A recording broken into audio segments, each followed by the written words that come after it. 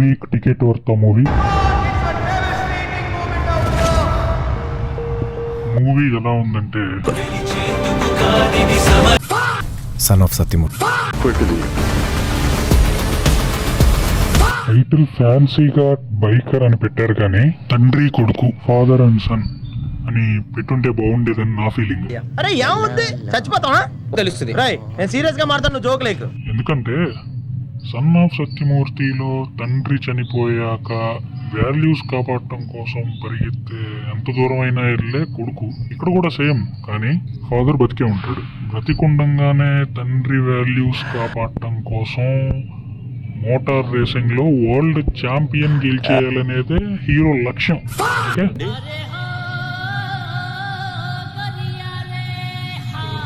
ఇన్ని ఇయర్స్ తర్వాత రాజశేఖర్ గారికి మంచి రోల్ పడింది అనుకుంటే జస్ట్ మేకప్ వేసి కూర్చోబెట్టారు, కాస్ట్యూమ్ వేసి అటు ఇటు నడవమని చెప్పి ఏం జరుగుతుందో అర్థం కాలేదు. కాసేపు కొంచెమైనా ఆర్గానిక్ గా ఉండాలిగా, అంత ప్లాస్టిక్.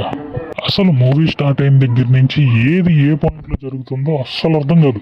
ఒక మూమెంట్ లో అయితే అసలు ఎందుకురా ఈ మూవీ చూస్తున్నాను అనిపించిందంటే ఇంకా మరి ఫస్ట్ హాఫ్ అయిపోయేసరికి నా రియాక్షన్ ఏంటంటే నువ్వు అందకపోతే ఉడాయి జన్మ ఉడాలి నిన్ను తాకింది నేల నిన్ను తాకింది నేను నిన్ను తాకితే లెగిస్తే మా నాన్న గ్రేట్, మా నాన్న హీరోలో ఉన్నాడు.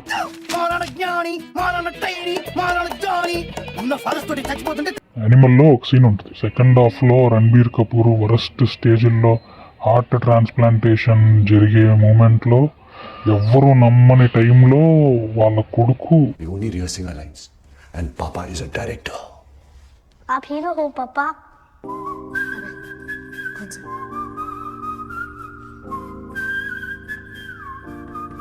ఇదిరా ఇంటెన్సిటీ అంటే, ఇదిరా మాడ్యులేషన్ అంటే, ఇదిరా డిక్షన్ అంటే, ఇదిరా హీరోయిజం అంటే. బైకర్ మూవీ మొత్తంలో నచ్చిన ఒకటి ఏంటంటే హీరోయిన్ క్యారెక్టర్ ఎంత వాడాలో అంతే వాడారు. నాకు అర్థం కాదు ఏంటంటే ఈ 2026 లో కూడా టెంప్లేట్ బేస్డ్ ఫాదర్ ఎవరైనా ఉన్నంటే ఒక ఫైట్ పడాల్సిందే.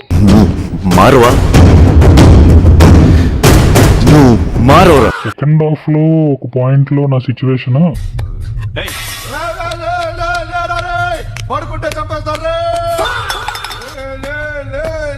రైటింగ్ ఎంత చిరాకు వచ్చిందంటే సెకండ్ హాఫ్ లో విలన్ మంచోడైపోతాడు, మంచోడు విలన్ అయిపోతాడు.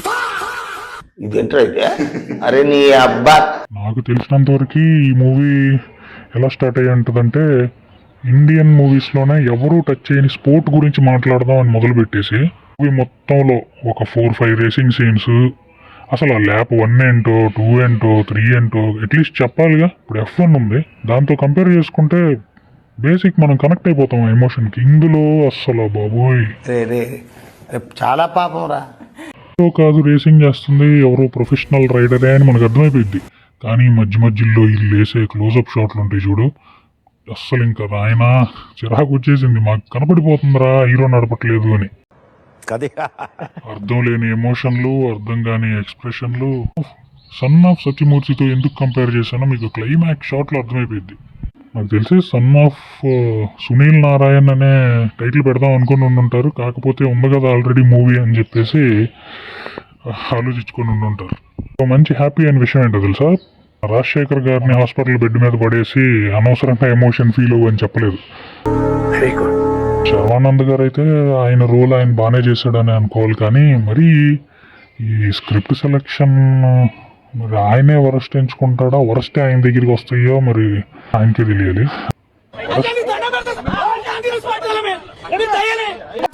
ఇది వరస్ట్ అని ఎందుకు అంటున్నానంటే అసలు ఏ పాయింట్లోనూ కనెక్ట్ చేయదు మనల్ని. అర్థమైంది ఒకసారి చూస్తే.